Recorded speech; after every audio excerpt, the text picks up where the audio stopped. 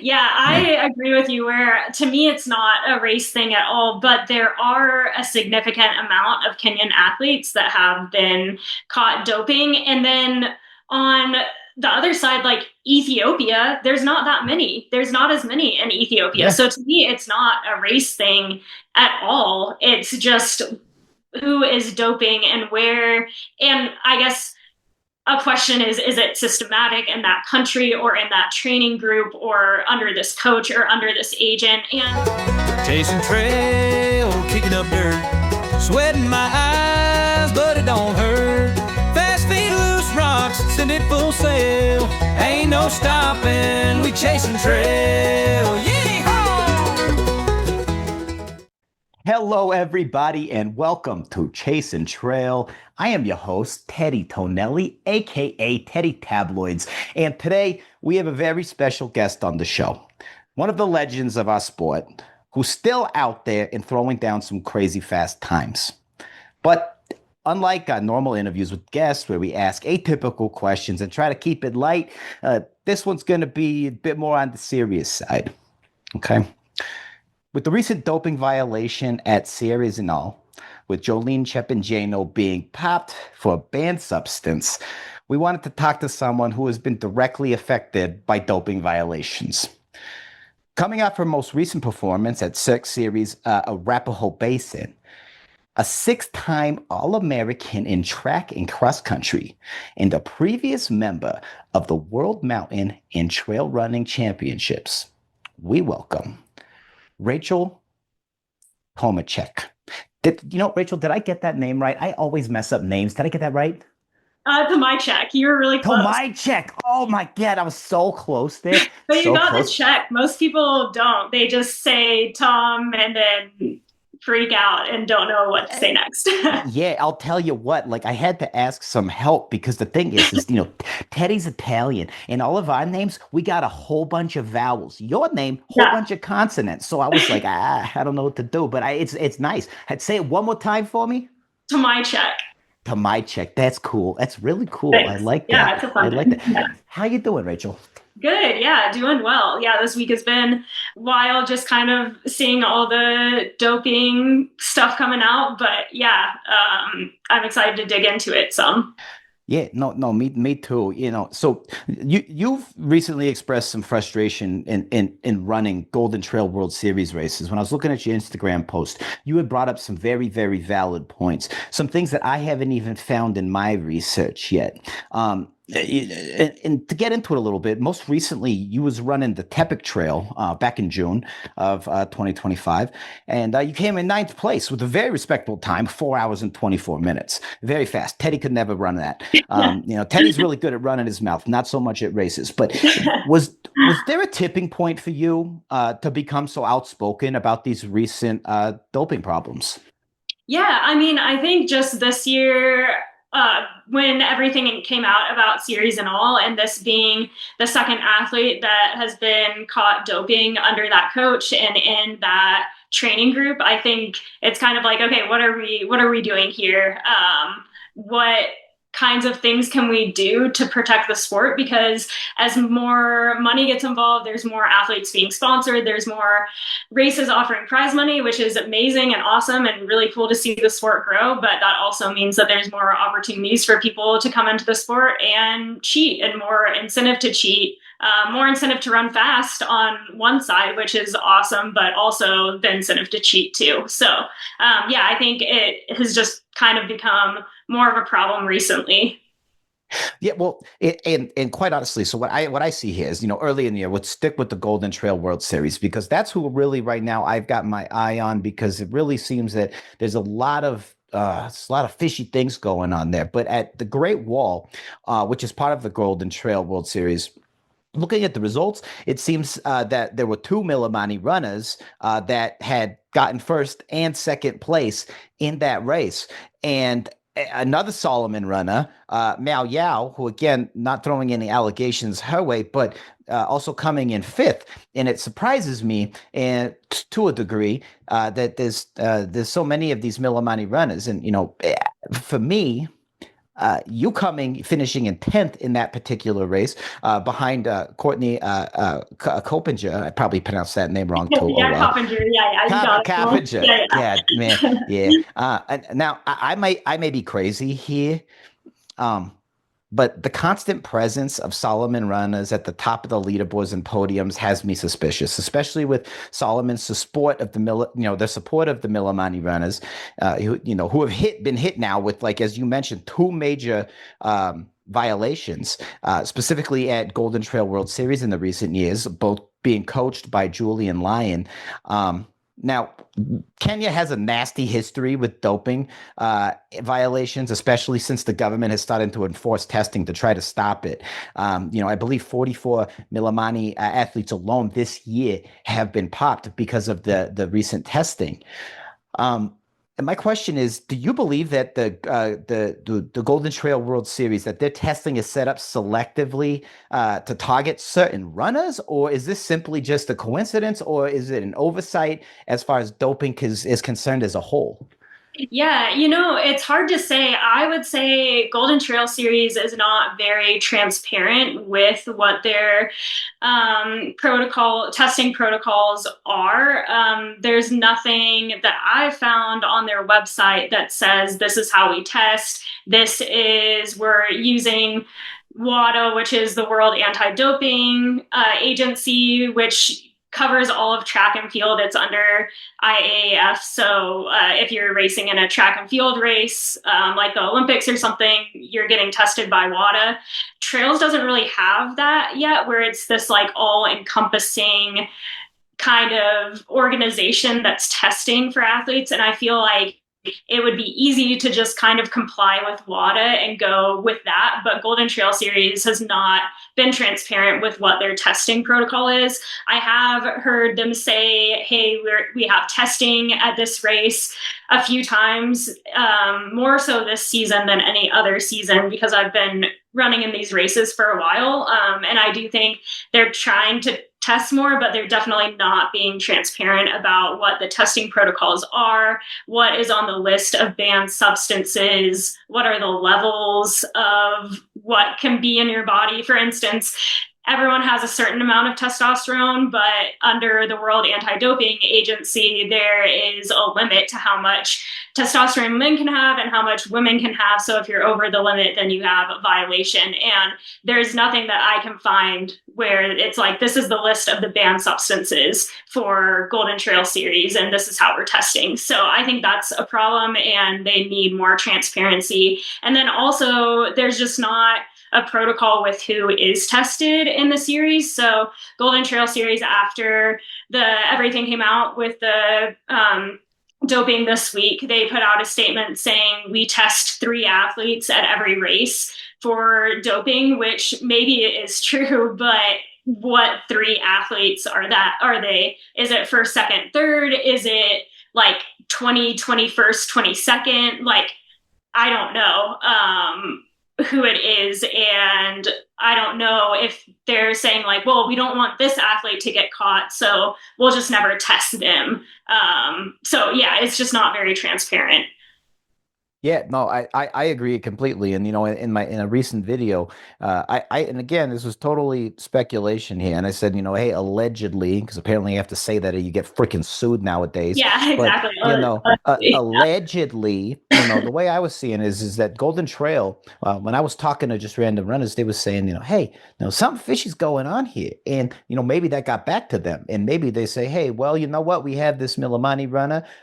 They've been popped in the past. It's a Solomon runner. We're a Solomon titled sponsored event. Hey, what if we ask her? It's going to give us looking like we got some credibility here with our testing and keep the eyes off of us. But the thing is that, maybe that's not true. I hope it's not true, because that means that this goes way, way deeper.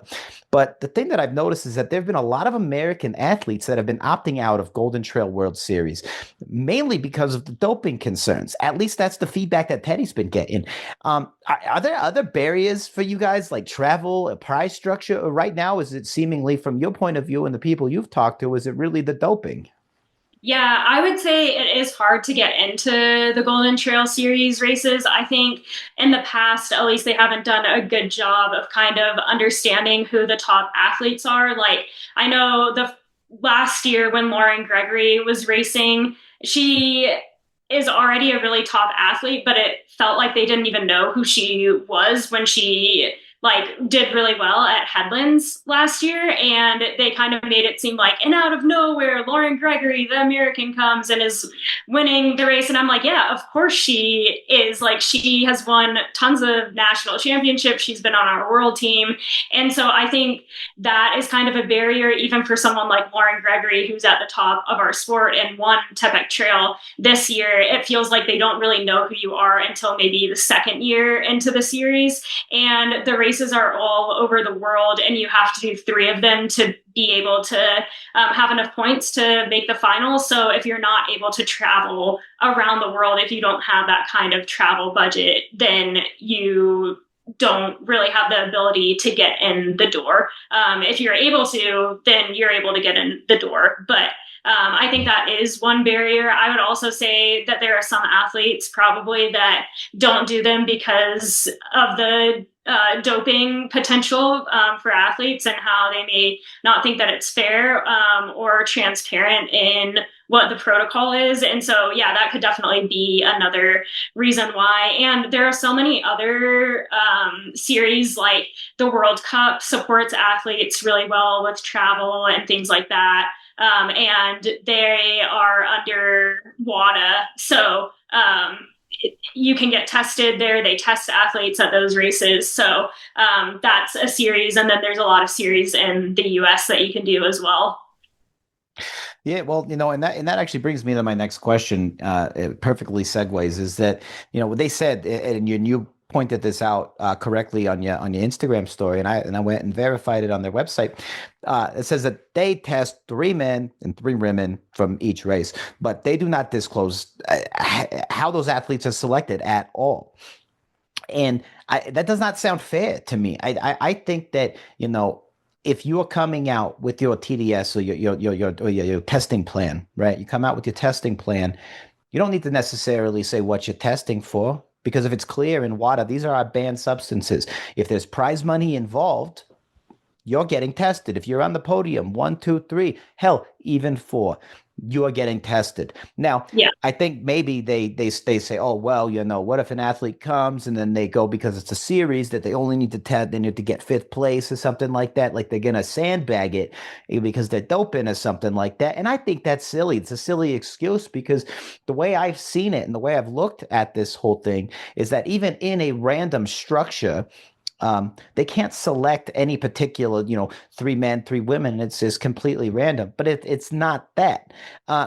Can you shed some light on the testing procedures as someone who's run these events at a high level? Have you ever been tested at any of these races?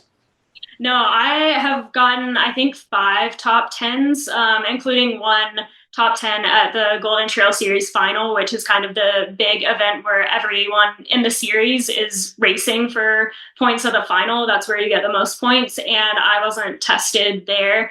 One of my friends was tested after getting 5th at Tepic Trail. And so I know she has gotten tested, so that's good, but that was this year. So yeah, I think it is tough because I haven't gotten tested in the Golden Trail Series, but I've been tested multiple times in USA races and through USADA, which is compliant with World Anti-Doping Agency. So yeah, at our national championships and in a lot of US races, there are anti-doping procedures and drug testing at races, which I think is great. Yeah, no. So you bring up a good point. There is that I believe it's the Athlete Integrity Organization, which is part of WADA. They would basically defer to USADA or the National Doping Organization of whichever country it is to handle those testing when WADA is not available. And it would seem that Golden Trail would do that on the American side of the North American front races here, but Back in 2023, the Pikes Peak Marathon ascent record was absolutely obliterated by Remy Bonnet, a Solomon athlete. Shocking. Um, Golden Trail World Series promised USADA testing for this race. But the thing is how can we confirm that the top 3 men and women were tested? The thing is that to me right now it's just sounding like total lip service because if you have, especially if your training plan, if your testing procedure says there's a few different I don't know if you're familiar with how the testing is done and how they structure it, but it's essentially at random. But the randomness has a bunch of different little stipulations. For example, if you're coming off of a past doping violation, you're likely going to get flagged for testing if you do well. If you're an older athlete and you perform remarkably well for your age, they're going to test you. If you're coming back from injury, there's a possibility that they're going to test you. So to me, this sounds extremely arbitrary. Like who's deciding these things? Because Right. I think that's what the question is who is deciding who is getting tested? Because if WADA does not have a trusted individual, now let me dive a little bit deeper into this. Let's say USADA is using a third-party testing person to come. Like let's say Pikes Peak, right? USADA can't get their main people out there. So they have a trusted contractor, essentially, that's going to go out there and perform the testing for them. For me, that seems like there's too many hands in the cookie jar here. All right. There's too many people that are involved, and there's too much reason for somebody to say, hey, if I give you a little bit of money here, something, or give you a bunch of pair of shoes, we're not going to test this guy over here. Now, again, I'm not claiming that Remy was doping. However, when you break a record the way that he did, that is going to be it. Looking at how WADA has their testing structured, that's going to be the first motherfucker that I'm testing. I'm throwing the P cup at him and I'm saying, let's watch you not melt that. The thing is, I don't know. In your opinion, after Teddy's gone on his little rant here, what would you feel is a true what does true independent testing look like? What do you think would be a fair, simple plan that we could start formulating to get behind? Yeah, that's a great question. I think more importantly than race testing, too, maybe not more importantly, but just as important, is out of competition testing. So, testing during the season. So, when I was in college, I had the world A standard in steeplechase, which meant basically if I made the US team, then I could like race in the Olympics or at Worlds or something because I had that A standard. And because I had that A standard, I was on the list of out of competition testing. Basically, there's a list of athletes where if you have the world A standard or if you have a certain time, then you're on this list to get tested randomly out of competition. So multiple times when I was in college, randomly during the year, people would come from USADA to test me. They would knock on my door at my house and I had no idea they were coming. And they said, we're testing you today. And I have to do the test right then, right there. They can't leave. I can't leave their site until the test is complete. So I think that out of competition testing is very important if we're going to really crack down on testing in this sport. And so, yeah, I think that would be a good protocol to kind of start doing during the season. And then as far as at races, I think that Golden Trail Series or just the trails in general needs to have one organization that is doing the testing. So whether that's World Anti-Doping or something, it needs to be totally transparent to athletes, not part of like something that Solomon has created or the race sponsor or something like that, which is another problem. And yeah, it needs to be independent of that. I would say that it makes sense to use World Anti-Doping Agency because they are kind of like the overarching agency for track and field and for marathons and just like running in general. And they're already used at the World Mountain and Trail Running Championships and World Cup. So like, let's just have everyone use that. Yeah, no, I think I would absolutely agree with that. And I mean, it makes me wonder too, because you're right that the out of competition testing is extremely important. Because we do know, there are athletes who you can go through an entire training block and be using a certain substance. And there have been allegations of having, a title sponsor like Solomon when they came out with their athlete transparency program.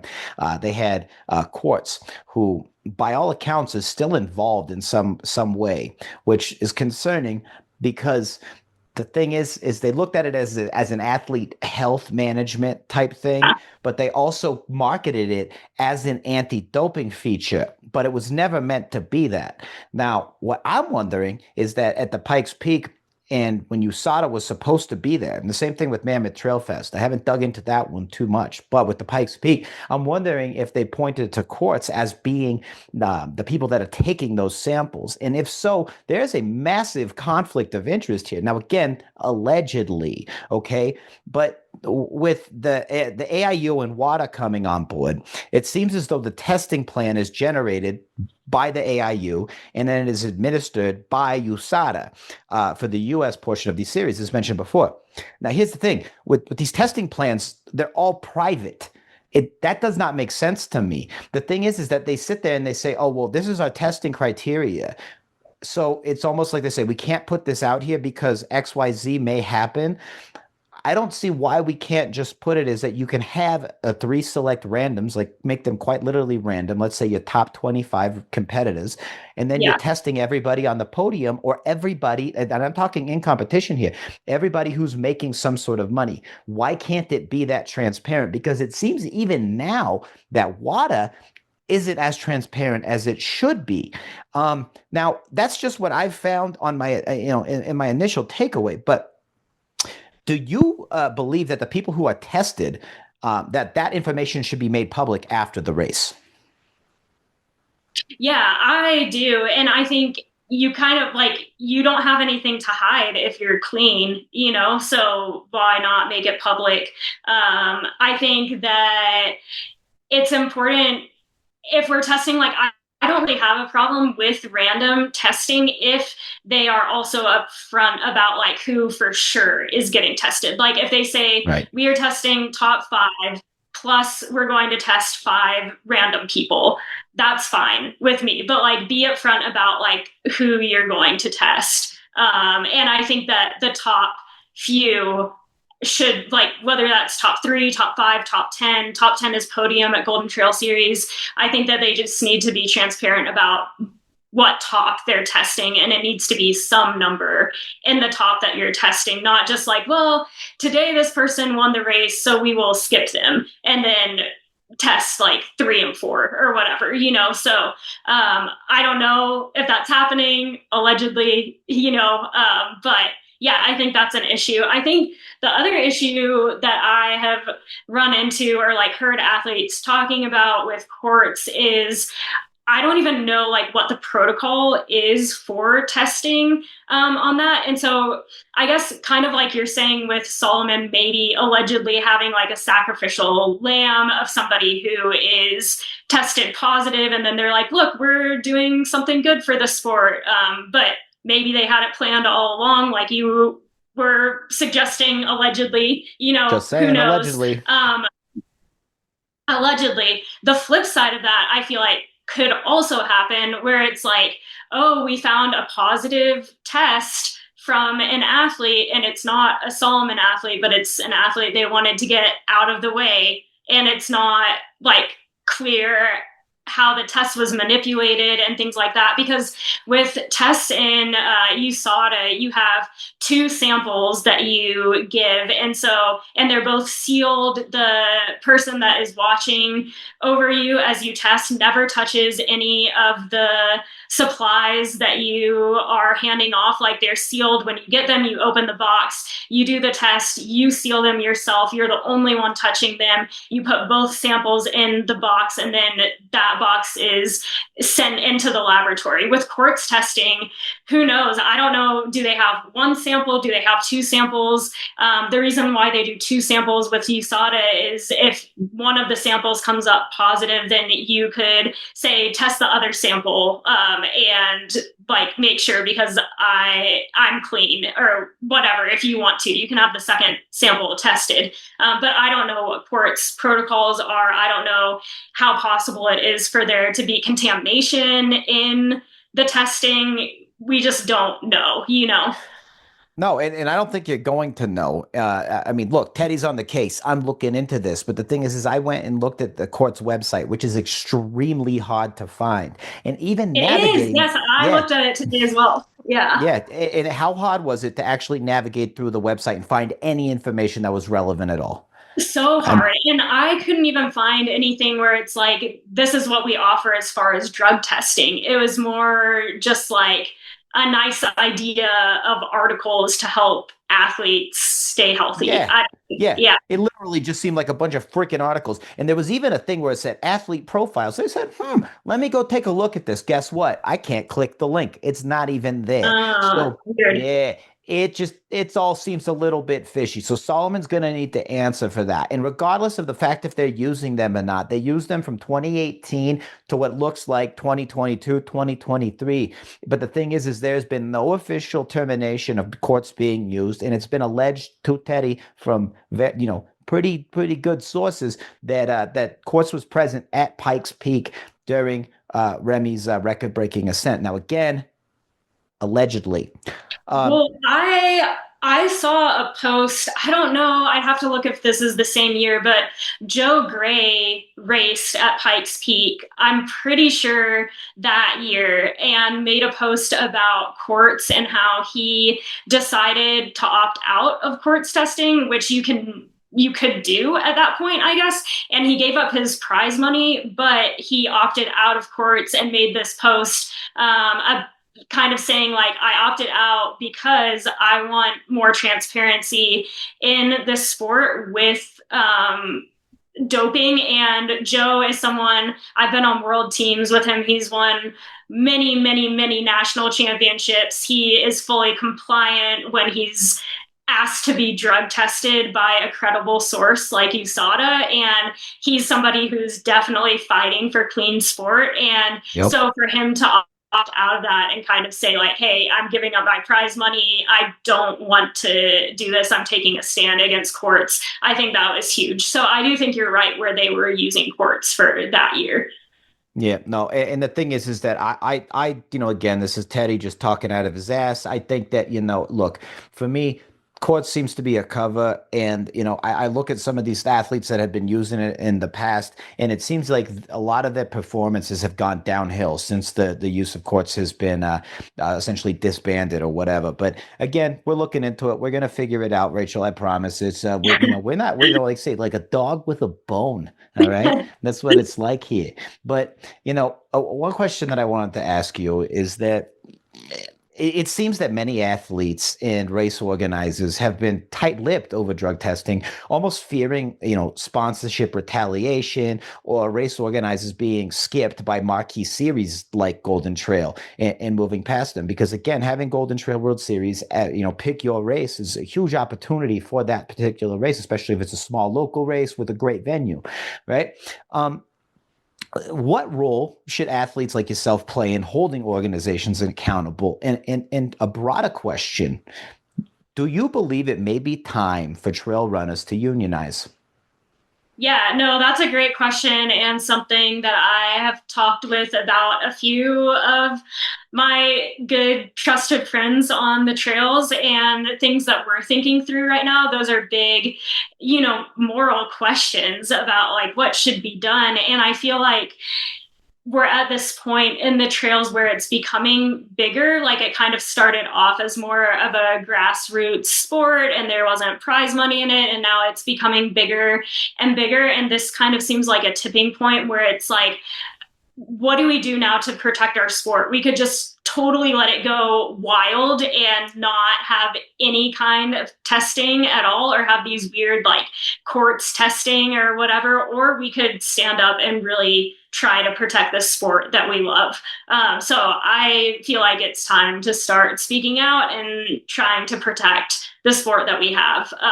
Because if we don't, then it's just going to become kind of like cycling did at one point, where everybody Yeah. doping, and it's wild, you know, and I don't want to compete in a world like that. No, no, why, and the other part of it is the broader health implications that come along with things like doping. Again, and the thing is, I saw a lot, and this is just me kind of going off script here, but I saw a lot of people get into the comments and they say, oh, Jolene being cut, it's racist, it's this, it's that. And it says, hey, like, let's take a step back here. I don't think there's a racial component in this, because I think that the Kenyans as a whole, look, they don't make shit for money. They treat them like garbage. And if you were in that position, you might take every opportunity that you could to cheat, because it's going to get you out of that position. Now, it doesn't mean that it's right by any stretch of the imagination, but we have coaches like Julian Lyon who are facilitating these things and seemingly using these people in their situation who have this outstanding athletic ability. But at the same time, they almost seem like they're disposable. And I don't think it's a race thing. I think it's just an economics thing at this point. And the fact that companies like Solomon are going there. I mean, we got to start asking the question, why did On Running decide to pull the plug from Millimani Runners as supporting them, and then Solomon jumped in, and then Solomon being associated with the Golden Trail World Series, and then having two or three actually athletes from Julian Lyon being popped in Golden Trail World Series. All I'm saying is all of these things are starting to connect, and somebody's going to need to start answering some fucking questions here, because for me, look, I'll be honest with you, Rachel. Teddy's not the greatest athlete in the world. All right. But the thing is that I have know lots of people like yourself, or like Joe Gray, or like, Michelino Sinceri, friend of the show, great guy, but the thing is that you guys are the ones that are being directly impacted by this. And I will tell you one thing, you have a champion in Teddy, and we are not going to stop until we get to the bottom of this, because it's total bullshit. Let's do it.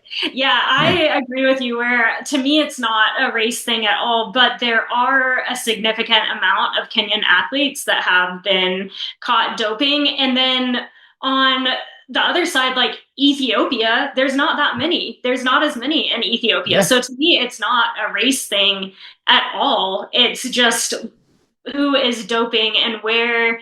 And I guess a question is it systematic in that country, or in that training group, or under this coach, or under this agent? And touching on what you said as well with athletes being disposable, I think that's just so sad, because I have heard that there are a lot of managers or coaches of these athletes in Kenya that kind of have full control over their schedules and where they go, and how they're training, which races they're running, and also kind of full control over their sponsorships and prize money also. And so it's like, how much are these athletes actually getting paid? What is going to the agents or their coaches? And I don't think that's fair for Kenyan runners if they're being mistreated. So yeah, definitely not a race thing. I think that they might be getting mistreated by the agents, by the coaches, and that should be looked into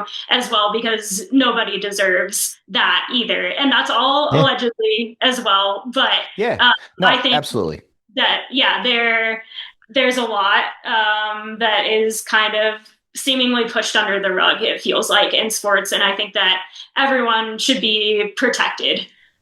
I agree completely. And again, I want to say that it doesn't excuse the fact that somebody was caught cheating, if you will, but it raises the broader question, is that these people are trusting their coach, their doctors, and things like that to make informed decisions for them. Sometimes when look, if you're out there running, training, and you say, hey, I got, my knees kind of hurt, and they say, oh, okay, hey, look, we'll get a quick, XYZ injection. Oh, is it clean? Am I going to be okay? Yeah, you're going to be fine. You're going to be fine. It's not a problem. And then they inject it with them because are you going to check what's on the vial? I mean, Teddy's gone to the doctor plenty of times, so they say, "Yeah, take this," and I just take it. Teddy's an idiot. But the thing is that I could imagine that happening in this situation, and Yeah.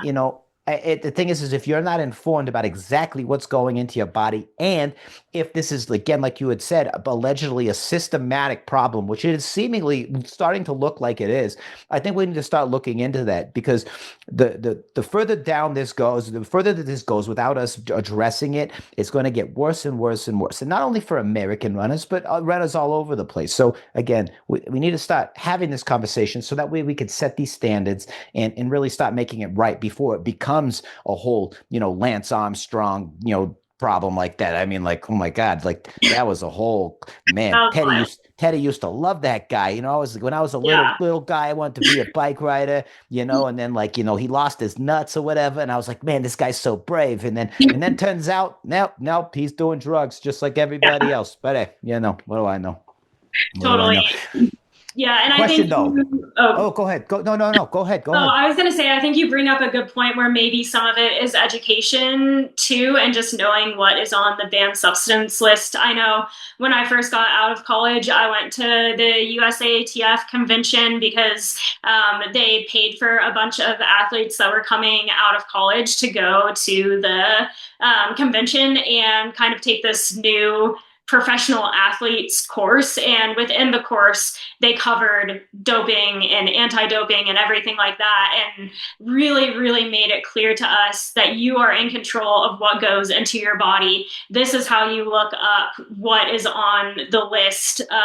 It's pretty easy. You can type in a substance and see if it's on the list. So if you have a medicine from your doctor that you get and your doctor said to use it, you can look up the ingredients, type it in on WADA's website and see if there's anything banned in it. And that's just, we're educated to do that in the US, maybe in a way that they aren't in Kenya right now. And so, yeah, I think that should be changed. And if that's an issue and if they're not properly educating their athletes. Yeah, no, and again, like I said, this Julian Lyon guy, I don't know him personally, but he seems like a total freaking dirtbag. He's like real skinny, like, slimy looking guy. I hope he sees this. Julian, you're a little freaking weirdo. I usually don't like to talk about people's like physical appearance, but he looks like the guy from Harry Potter, like the little Slytherin guy, Malfoy. He's kind of gives me that vibe. Like he's just he's not up to any good. Not up to any good. Yeah, no. Like you can just in his face. Yeah. You almost smell. You see his face, and you're like, nah, don't trust you. Don't trust you. Yeah, no. I can't say I haven't seen him in person or anything, but yeah, I mean, from his actions, he's definitely not being very good. Yeah, from his actions, he's a very ugly human being, but that's fine. We're going to reserve judgment because we've already done enough of that today. Now, let me ask you, I put at the end of that about the trail runners forming a union. Is there already a trail running union? And or is this something that we need to start spearheading and get this to happen? Kind of like the NFL Players Association or something like that, where we have insurance for when runners retire. We pay in dues and we make it part of athlete contracts that were forcing sponsors to stop paying into some of these things to fund better testing protocols, to make them transparent across the board, to ensure that athletes have the health coverage they need. Because again, let's be honest, trail running can be a dangerous sport. People don't realize is that you take one top fall. Look at Hillary Allen, right? She's at a sky race and she falls off a freaking cliff, and thank God she's alive. But my God, let's imagine that that her sponsor didn't stand by her. They didn't have any obligation to do that. What do you think? Right. Yeah, I think that sponsors are getting better about some of that stuff. And I definitely appreciate my sponsors for standing by me in some things. And there's definitely things that are in contracts now that weren't in there years and years ago. But I think some of those things are things that we keep fighting for. And I would love to see some changes as well within contracts, or trying to kind of come together and see what we can change in the trails. Yeah. Yeah, I like that. Well, we're going to keep working on that because I think it is important.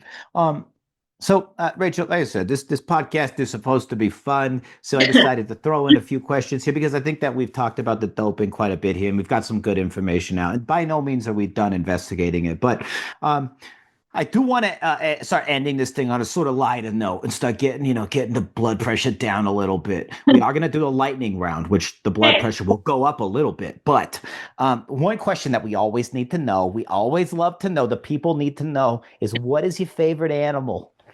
Oh, my favorite animal. I really, I love wombats from Australia. I think they're so like cute and cool looking. Them and then like lions, I think are so cool. Both of those animals.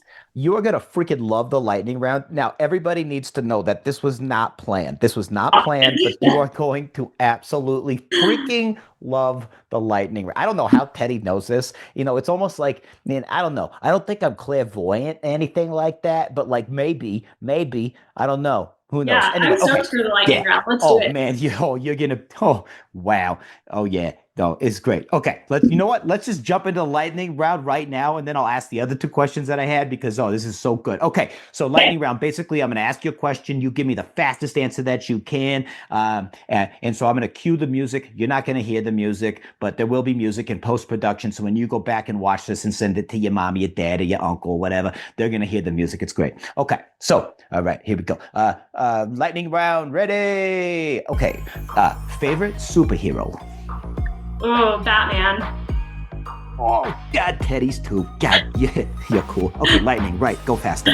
Okay, who wins in a fight, Mike Tyson or a kangaroo jacked up on steroids?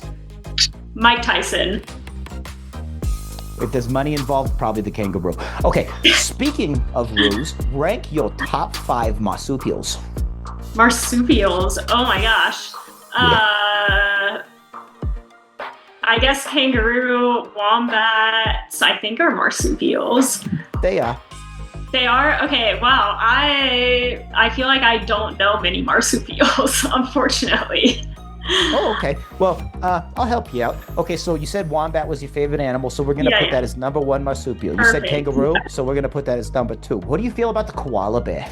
Yeah, love koalas. They're probably second, and then push kangaroo to third. Okay, good. I like that. So wombat, koala bears, kangaroos to third. And then we got like Tasmanian devils, possums.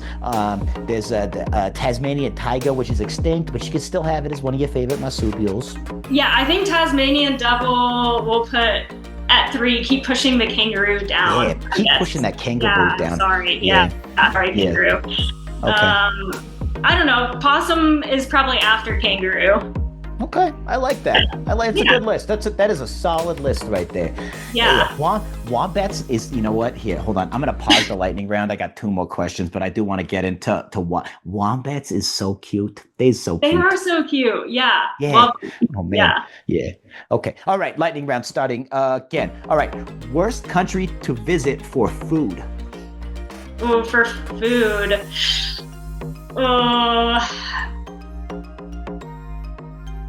That's a good question. Sorry, this is not very lightning of me. It's not. Usually I yell at people for not being fast, but the thing is that you made up for it with wombat and your knowledge of marsupials, which I also helped you out with, but that's fine. Keep going. Okay, I think maybe for me, it's really, really hard because I have food allergies. So Italy is really tough because I have gluten allergies. So it's hard in Italy. Everything is bread. Yeah, okay. But I would love their food. Yeah, no, it's great food. I could attest to that. Okay, who is your trail crush? Oh, my trail crush. Yeah. Well, I'm married, so well, I mean, like you get what I mean. Yeah, I get what you mean, but I'd still say my husband. No, that's adorable. Okay, lightning round is over.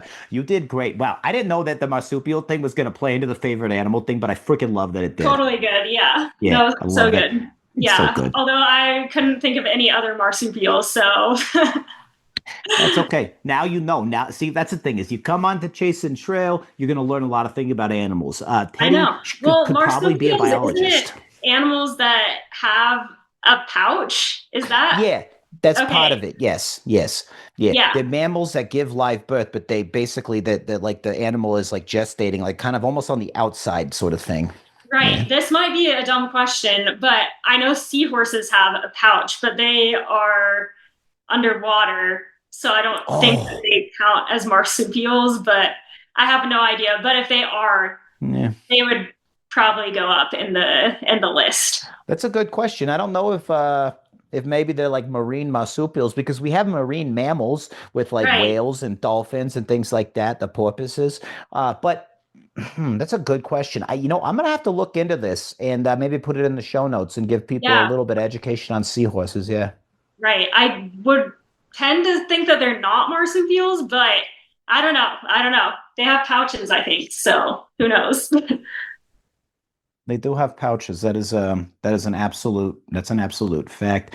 Um, okay, I got another few questions here for you before we let you go. Yeah. But what do you have planned for next for your racing, next adventure? Any international travel coming up? Tell the people what you got going on. Yeah, it's funny since we've been talking about it so much, but I am doing the Golden Trail Series final.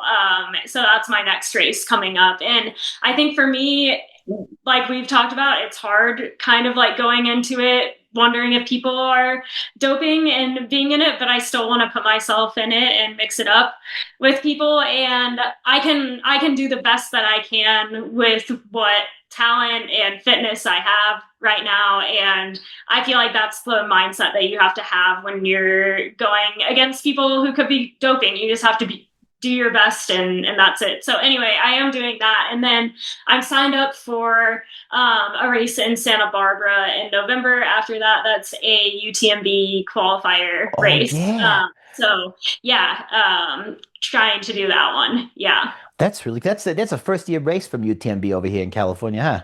Yeah, I think so. Yeah, it Yeah. just popped up, and I'm doing the 50K, so it's not UTMB qualifier, but OCC. So Yeah, yeah, yeah, yeah, yeah. No, I yeah, got you. That's cool. Yeah, Teddy was thinking about doing that one, but Teddy's yeah. also doing Mammoth 200. So, Oh, we don't think whoa. we're gonna. Yeah, I know it's a real long way. I actually just got a whole bunch of food delivered today for it. Real excited. Let's Yeah, go. it's so much food though, Rachel. I'm counting the amount of calories, and the thing is like it doesn't seem possible to eat that much food in that amount of time, but. Yeah, Hey, I was thinking about that race because I was saying, hey, maybe I'll be recovered for it. Go out, go to the 50K, just right because it's right back door. It's like 2 hours great. away from me. So, but nah, probably not. Yeah, Yeah, yeah. When that one's coming up, like really soon. yeah, like Is really that soon. It's this not weekend next or week, the but the week next? after. Yeah, it's Okay, yeah, 26, yeah, same yeah. day Nice. as Worlds, actually. Yeah, Yeah. Okay, cool. Yeah. yeah. Mammoth is awesome. I've done that race the past couple of years. It's Oh super fun. yeah. Yeah. Yeah, Tim Tollefson has actually been on the show, fan of the show. Oh, What great cool. guy. Yeah, yeah. He's Yeah. have you ever touched Tim Tollefson's hair? I've not touched his hair. Have you? Oh, no, I want to so bad. So bad. I like every time I see him, I'm just like, give me a freaking piece of it. Just give me a freaking piece of it. But man, yeah, he told me lad when he was on, he said, hey, I'll ask Lindsay, get you a piece of hair. And I still haven't got it. I check my mail every single day religiously. Still I haven't found haven't his. gotten it. Dang I'm it. gonna be up there. I'm gonna be up there though, Rachel, and I mean, I'm gonna get it. yeah. I'm gonna get it. I'm gonna get it. Okay. Who is your all-time favorite runner? Like, who inspires you to keep performing at such a high level? Or is it not even a runner? Yeah. I think running wise, I think Ryan Hall and Sarah Hall have always been people that I looked up to. Sarah's still running right now. And yeah, I think that she just has an amazing mindset. And yeah, I love seeing her perform, and I love seeing her perform, especially as she's like getting older, but still performing at a really, really high level. I think that it's just amazing how long she's been able to compete at this high of a level. So very inspiring to me. And Yeah. her whole career has been inspiring. So yeah. I love that answer. I'm actually interviewing Chad Hall tomorrow, believe it or No way. not. Chad is awesome. Yeah, Yeah. Chad is awesome. He's so fast. It is like ridiculous. Yeah. It's oh God, it's you know what? It's not ridiculous. It's annoying. Okay. Yeah. Teddy was running out in the mountains over here in Southern California, and I Yeah. had a Yeah. really good day out there, right? Really good day. And I go on Strava and it says second place, and I'm like, oh yeah. And then I go and I check first place, and it's freaking Chad Hall, and I see his time, and No, I'm like, well, we're at like second never place, getting so that low. one. We are not getting that one. No, God, he is so fast. Him and his brother, oh man, Yeah. super fast. But I love that answer. Really talented family. The Oh mitochondria yeah. of their mother has got to be like superhero Batman level, if you will. Totally. Yeah, I Yeah. think it's cool too to see Chad's progression in running, because I know he was very, very good in high school and then kind of got into cycling a lot and then came back to running in the trails. And so just to see him kind of like change and do what he enjoys doing over the years and still crush it is really Yeah. cool. Yeah, Yeah. no, he's great guy, great family. Really love what they're doing. I do. Yeah. Um, okay, Rachel. So what I like to do, and we're gonna finish this thing off, but what I like to do here is I want to give my guests the last word for you to say whatever you want. You can say like inspirational quotes. You could tell a joke. Whatever you want. So the floor is yours. Go ahead. Yeah, good question, or I guess not question, but yeah, final thoughts, final words, I guess, would Yeah. just be, I think, in all this, I know that I can just do the best that I can with the gifts and talents that God's given me. And I feel like He's given me a lot, and I'm super thankful for that. And so definitely want to use that to glorify Him. And so, yeah, just that is my motivation for everything that I do. And yeah, I hope that we can create positive change in the sport, because I think that times will fade, and at some point I'm not going to be able to run at the level that I do right now, but impact can last for a really long time. So I hope that I can impact the sport in a positive way, and yeah, just create positive changes here. Wow. The thing is I say this every freaking episode, it seems like, but like whenever I ask you guys to give that final little thing, there's always something so beautiful there, and I love that. That's a great message for the people. Teddy always says, "God, family, country," right? Yeah, totally. That's great. Wow. Thank you. Yeah. Thank you, Rachel. Oh God, this is amazing. Okay. All right, everybody. That's going to do it for us here today on Chasin Trail. I want to thank Rachel again for taking the time and come on and talk about a very sensitive subject that we are now facing here in trail, and it has been brought to light for better or worse. But at the end of the day, if we come together and we really just try to fight to make these things more transparent, I think we're going to get a great outcome. Until next time, everybody, this has been Teddy Tonelli with Chasin Trail, aka Teddy Tabloids. Teddy out. Chasing trail, kicking up dirt, sweating my eyes, but it don't hurt. Fast feet, loose rocks, send it full sail. Ain't no stopping, we chasing trail, yeah.